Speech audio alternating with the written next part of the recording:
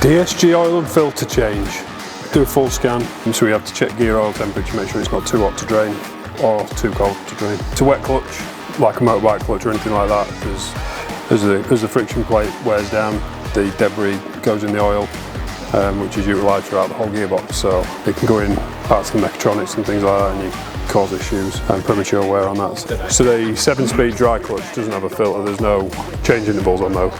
But the 6-speed wet clutch, 7-speed wet clutch have a filter on them. To gain access to the filter, you're going to take the boost pipe off, change the filter, change the seal. Generally, when we book vehicles in for servicing, any normal service, we see what additional items, service items are due. Most modern vehicles now come with digital service history, no service book. Some come with both. Most manufacturers update theirs online, so we've got access to, I'd say 90% of manufacturers' digital servicing. And then we'll update it, so if it does go into a main dealer or another dealer that's got access to digital servicing, they'll know what service has been done on it and who's done it.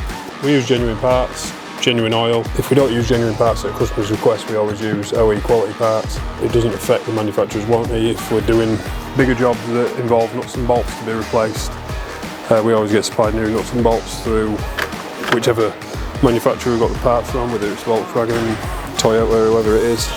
So we'll change the filter first, so all the oil in the filter housing drains through to the gearbox, so there's no dirty oil left in it. Chuck the new filter in, send it up, take the under trays off, drain the oil. On this one there's 2 places you have to take the oil out. Well, there's mechatronics oil and the main gearbox oil. Yeah, they can get messy. You've got to try and get a rag underneath and then at the side and try and keep it as clean as you can. That's the housing. And that's the filter. Just a paper element. Have a quick look, make sure there's no metal in there. Looks alright. Just going to change the seal. Put the filter in the hole on the box. Then we're going to torque her up. Make sure it don't leak.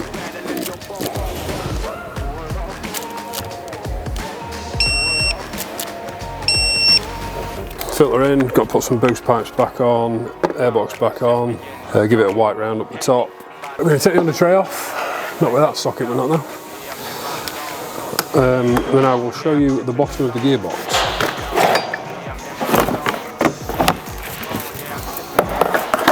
There she is, sports fans. We've got a drain bung there, and then a smaller one for the mechatronics oil on the sides. Uses the same oil, but they've got a drain bung. Same oil, but they've just put 2 drain compartments in it to make sure you get as much out as you can. In there there's a level setting tube which we need to take out now. It's a nice little plastic tube, and see how much oil comes out now.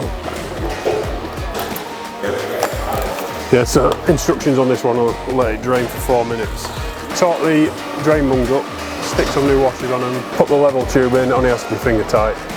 Shouldn't over tighten it, it's only a bit of plastic. So now we have to fill it up through the same oil we drained it from, and then run the engine and the gearbox through the gears with that open. So normally, you can get gravity fed ones, which you'd have a big pipe up above the bonnet, and it gravity feeds the oil in. It can take quite a bit of time. This, we can regulate air pressure in there and it just puts it in a little bit quicker. Nothing excessive, just makes the whole process a little quicker than letting gravity do its job.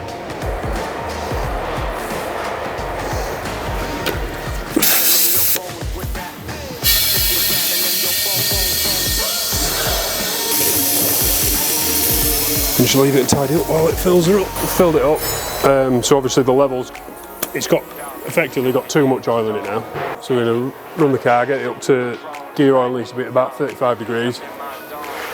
Run up to 35 degrees, go through the gears, each gear for 3 seconds, put it back into park, come down here while it's running, take this off and drain the excess fluid into the drainer. A bit of a waste of fluid because it's brand new, but that's the way they tell you to do it. We shall do it. So I'm going to start it up, it's in park, start it up, go check the live data on the computer, wait till the gear oil gets 35 degrees. Once it's at 35, I'm going to run through park, reverse, neutral, drive, each of those for 3 seconds, put it back into park, leave the engine running, send it up and drain off the excess. Probably get another trickle, but that'll do. We're good at that. Torque wrench 50 Newton meters. Wipe off any excess oil, anything we've dropped. Using the threads for the under tray because they do rot, they do stick.